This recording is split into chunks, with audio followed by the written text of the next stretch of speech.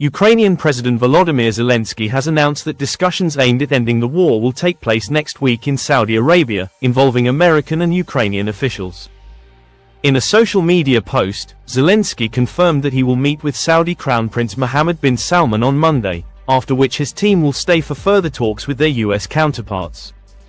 Notably, Russia will not be part of these negotiations. Meanwhile, former President Donald Trump recently stated that significant progress has been made in discussions involving both Ukraine and Russia.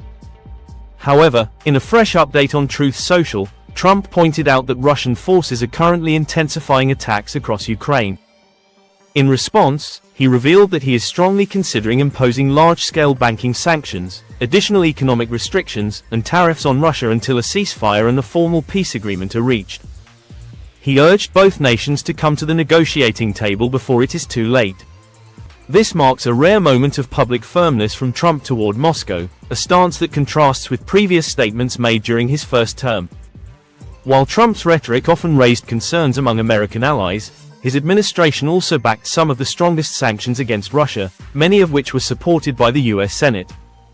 On the ground in Russia, NBC News chief international correspondent Keir Simmons, reporting from Moscow, noted that Trump's recent comments suggest a shift in the approach of his administration. However, negotiating with the Kremlin remains a significant challenge. Simmons traveled 8 hours from Moscow to the Russian-controlled region of Kursk, which played a critical role in the build-up of Russian forces before the full-scale invasion of Ukraine in February 2022.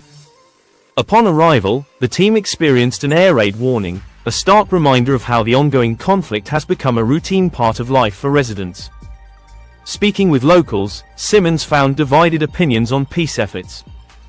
The mayor of Rylsk, a town in the Kursk region, expressed a desire for peace but insisted that Russia must first liberate its territory. Another resident, a 39-year-old construction worker, claimed that the responsibility for peace lies entirely with Zelenskyy, dismissing any blame on Russian President Vladimir Putin.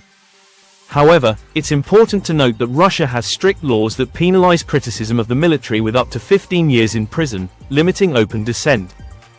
Kremlin's stance on negotiations. In an interview with Russia's foreign ministry spokeswoman, Simmons asked about the potential for a peace summit between Trump and Putin.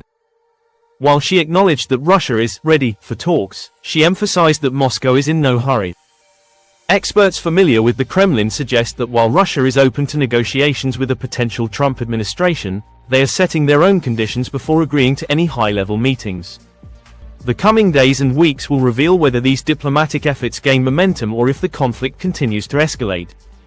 Would you like any further refinements or a different tone?